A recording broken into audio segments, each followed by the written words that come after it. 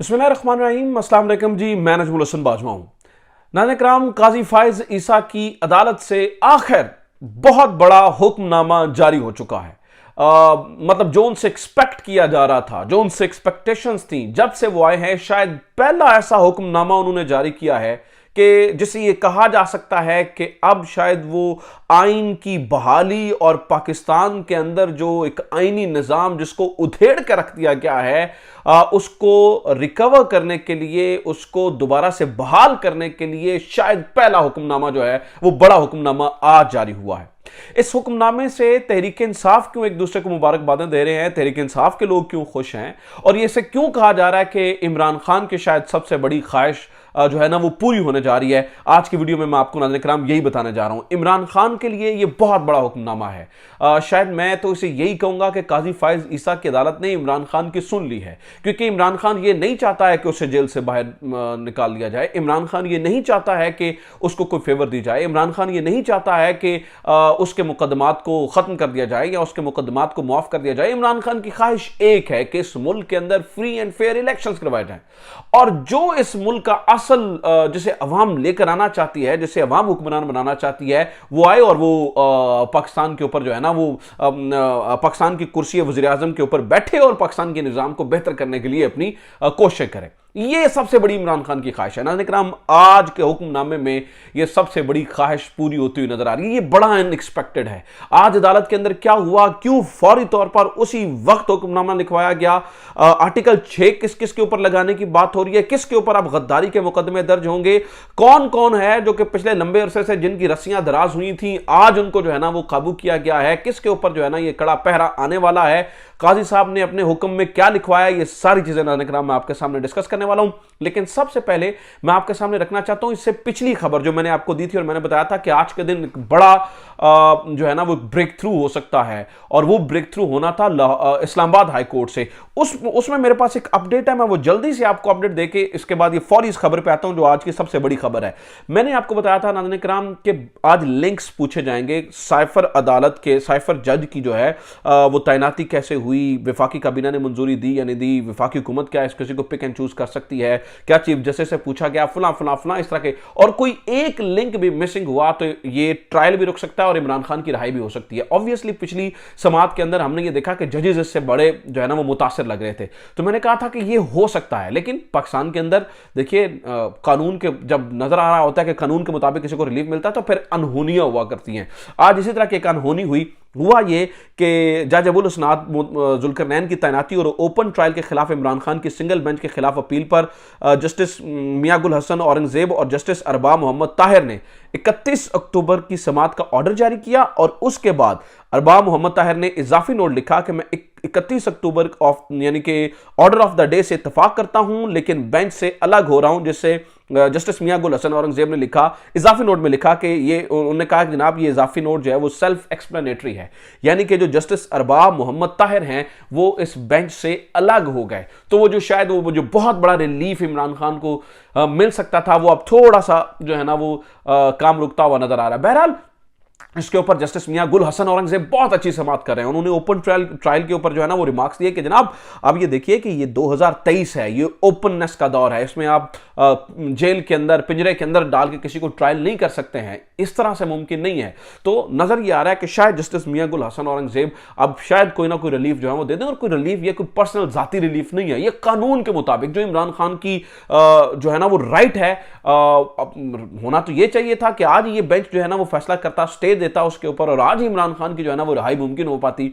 लेकिन मैंने आपको बताया ना, पाकिस्तान के अंदर अनहोनियां हुआ करती हैं समटाइम, मतलब चीजें कानून के मुताबिक सीधी सीधी हो रही होती हैं। अब देखिए कि जस्टिस साहब अलग हो गए जाती वजूहात की बुनियाद पर, जाती मजबूरी की वजह से। अब जाती मजबूरियां पाकिस्तान के अंदर क्या है वो आप सबको मेरे से ज्यादा इल्म है, मतलब मेरे कहने से आपको इल्म नहीं होगा, आपको ज्यादा इल्म है कि क्या क्या होता है और किस किस तरह से चीजें होती हैं। बहरहाल ये एक साइडलाइन मामला, आज इससे भी बड़ा मामला हुआ। मैं कह रहा हूं ना, ये तो इमरान खान के जाती केसेस और जाती चीजें हैं। इमरान खान बजाते खुद उसकी ख्वाहिश ये है कि ये सारी आप मेरे से जो है ना वो कानून के मुताबिक मेरा ट्रायल करें, लेकिन इमरान खान की असल ख्वाहिश है नाज़रीन कराम इलेक्शन।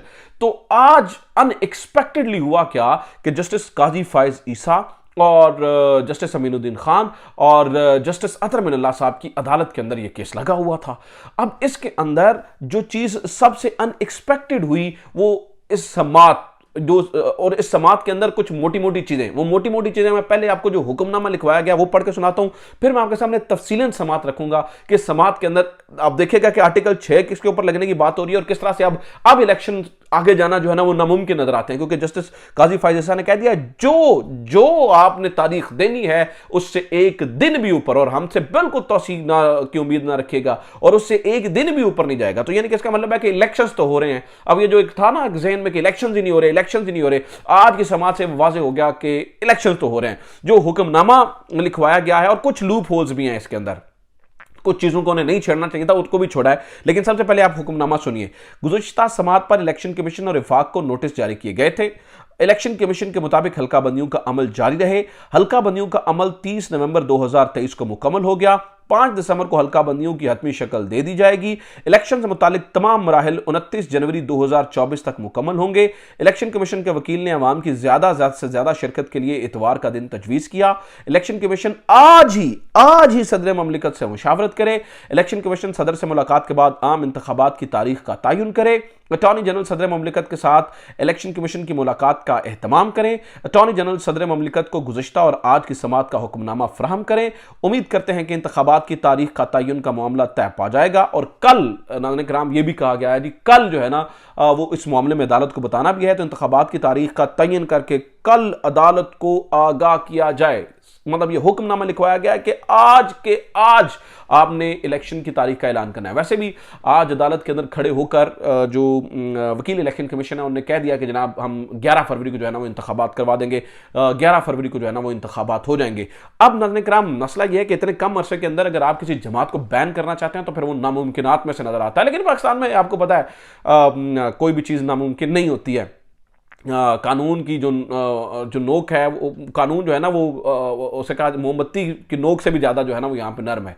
जो आज चीज़ें मज़ेदार हुई वो ये हैं, अब ज़ुबैरी साहब ने पिछली समात का हवाला दिया, मतलब पिछले वो जो 90 दिन के अंदर इलेक्शन वाली समात का हवाला दिया और कहा कि जनाब जब ये बात हुई तो जस्टिस काजी मतलब वो चूंकि जस्टिस बंदयाल का हुक्म था तो उस पर जस्टिस काजी फायज ईसा बोले कि जनाब आप हमें उस तरफ ना ले जाइए, अगर ये बात होगी तो प्रैक्टिस एंड प्रोसीजर की बात होगी।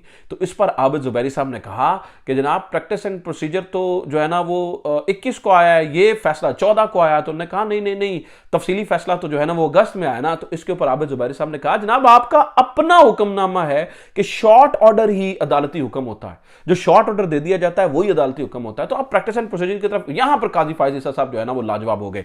लेकिन कुछ बातें नाज़रीन किराम अजीब भी हुई, जैसा कि आज जो मलबा जिस शख्स के ऊपर आया, यानी कि इस पूरी समात के अंदर के जनाब सबसे ज्यादा जो सवाल पूछा गया वो ये है कि जनाब सदर ममलिकत ने तारीख क्यों नहीं दी, सदर ममलिकत ने तारीख क्यों नहीं दी, ये बताएं आप, ठीक है। और सदर ममलिकत मुझे लगता है और आर्टिकल 6 का भी इंदिया दिया गया कि इसका मतलब है कि पर उन्होंने तारीख नहीं दी तो आर्टिकल 6, क्योंकि इलेक्शन उन्होंने बाद में जो है ये इलेक्शन एक्ट लेकर आए थे जिसमें इलेक्शन कमीशन को जो है ना वो दी गई थी ये सारा इख्तियार, और इलेक्शन कमीशन ने कहा था जी हम तो सदर से जो है ना वो हम किसी सूरत बात भी नहीं करेंगे। आज जो है ना वो बज़ाहिर उस सारे मामले को अदालत ने जो है ना वो कैंसिल कर दिया है, यानी कि ये कहा गया है कि जनाब जब ये वाज़ेह है आइन के अंदर कि सदर ममलिकत ने तारीख देनी है तो उन्होंने क्यों नहीं दी। लास्ट टाइम जब सदर ममलिकत ने दिया था तो उसके ऊपर किसी ने अमल नहीं किया था, खैर वो एक अलग कहानी है, वो एक अलग बात है। इलेक्शन कमीशन इस दफा नहीं जाना चाह रहा था, वो भी अलग बात है। लेकिन कसूर नाज़रीन किराम मैं ये समझता हूं इमरान खान ने जब बार बार सदर ममलिकत को कहा, बार बार कहा कि आप तारीख दें, आज जब उन्हें तारीख नहीं दी तो उन्हें भुगतना पड़ रहा है और वो भुगतेंगे, क्योंकि आज अतर मिनल्ला साहब ने यह भी कहा है जी 7 नवंबर के बाद जितने दिन ऊपर जाएंगे वो 90 दिन की खिलाफ वर्जी होगी और इसके नताइज भुगतना होंगे। इसके नताइज भुगतना पड़ेंगे किस किस को, गवर्नमेंट को, इलेक्शन कमीशन को और सदर ममलिकत को, सबके सबको इसके जो है वो अब नताइज भुगतना होंगे। सबके ऊपर तौहीन अदालत लगेगी, सबके ऊपर जो है वो आर्टिकल 6 भी लग सकता है, यानी कि आइन से गद्दारी मुर्तकिब हुए हैं इलेक्शन कमीशन भी, ये हुकूमत भी, निगरान हुकूमत और सदर ममलिकत भी। और मैं ये कहता हूं कि ठीक है अगर सदर ममलिकत साहब ने नहीं मानी ना बात इमरान खान की तो अब उन्हें भुगतना चाहिए। अब मतलब he should face the music now, अब उनको जो है ना उन सारी चीज़ों को जो है ना वो देखना चाहिए। लेकिन अच्छी बात यह है नाज़रीन किराम कि ये ऑर्डर दे दिया गया है अब जो है ना वो एक चीज जो जरूरी है वो है तहरीक इंसाफ की तैयारी। तहरीक इंसाफ तैयारी किस तरह से करती है बतौर जमात, क्योंकि नजर तो ये आ रहा है कि शायद इमरान खान को नहीं छोड़ा जाएगा। अब एक बात का जो वहम है और डर है तहरीक इंसाफ को सबसे ज्यादा, वो ये है कि क्या तहरीक इंसाफ की जमात बहैसियत जमात क्या ये इलेक्शन में हिस्सा लेने के अहल होंगे या नहीं होंगे। अब ये सबसे बड़ा सवाल है, क्योंकि सबसे पहले तो ये था ना कि इलेक्शन ही नहीं होंगे, शायद इलेक्शंस को आगे ले जाएंगे, ये चीजें हो जाएंगी, इलेक्शंस जो है ना वो आगे चले जाएंगे। अब ये तो नजर आ रहा है कि इलेक्शंस होते हुए नजर आ रहे हैं, इलेक्शंस होते हुए जो है ना वो बिल्कुल अब वाजे होते नजर आ रहे हैं। लेकिन प्रॉब्लम यह है कि क्या तहरीक इंसाफ बतौर जमात इसमें हिस्सा ले पाएगी। अभी तक ऐसा कोई मसला सामने नहीं आया कि तहरीक इंसाफ के ऊपर को पाबंदी लग सके या तहरीक इंसाफ को जो है ना वो इलेक्शन से आउट किया जा सके। लेकिन सुहेल बड़ाई साहब का वो कॉलम जो इससे पिछली वीडियो में मैंने आपके सामने रखा था वो बड़ा जरूरी है, जिसके अंदर वो ये कह रहे हैं कि यह तय कर लिया गया है कि पाकिस्तान मुस्लिम लीग नून को 70 से 75 सीटें देनी है और जो पाकिस्तान पीपल्स पार्टी है उसे 65 से 70 सीटें देनी है। इसका अगर ऐसा ही फार्मूला तय होना है तो फिर आप ये जहन में रखिए कि फिर पाकिस्तान तहरीक इंसाफ इस फॉर्मूले के अंदर नहीं है। लेकिन मैं आपको एक बात बता दूं, देखिए जो भी है, जो भी फैसला हो, मुझे ये लगता है कि ये सारी चीजें और ये सारी खबरें इसलिए लीक आउट की जाती हैं कि पाकिस्तान तहरीक इंसाफ के कारकुनान का हौसला तोड़ा जाए। पाकिस्तान तहरीक इंसाफ के जो कारकुनान है, जब उनका हौसला टूट जाएगा तो वो मतलब एक्टिव ही नहीं होंगे, और जब वो एक्टिव ही नहीं होंगे तो फिर उन्हें इलेक्शन से एलिमिनेट करना बड़ा आसान हो जाएगा, बड़े आसानी से जो है ना वो उन्हें इलेक्शन से दूर रखा जा सकता है। तो ये अगर एक काम तहरीक इंसाफ की जमात ने कर लिया और तहरीक इंसाफ ने तैयारी करके, जो मैंने लिखा है कि तैयारी करेगा, तैयारी करके जो इलेक्शंस हैं उसके अंदर ठीक तरीके से पार्टिसिपेट कर लिया, तो वो जो एनर्जी है जो इमरान खान ने इस पूरी नेशन को दी हुई है वो चैनलाइज हो जाएगी। अदरवाइज लोग शायद बायकॉट करें और ये करें, और बायकॉट कभी भी याद रखिएगा हल नहीं होता है। Boycott is not a solution. You have to be the part of the process, you have to be the part of the process अगर आप जो है वो फ्लरिश करना चाहते हैं और आप ये चाहते हैं कि इससे जो है ना वो कुछ जो है ना वो बेहतरी जो है ना वो नजर आए। So this is gonna happen. ये इस वक्त की जो है ना वो बड़ी खबरें हैं आज काजी फायज ईसा साहब की। और जो अनएक्सपेक्टेड हुआ, काजी साहब ने जो है वो आज अदालती कार्रवाई खत्म होने के बाद 1 घंटा सारे जजेस उधर बैठे रहे और उन्होंने ऑर्डर लिखवाया और नकूल भी जो है ना वो फराहम की गई। ये आज अनएक्सपेक्टेड हुआ है। अपना ख्याल रखिए। खुदा हाफिज़ पाकिस्तान।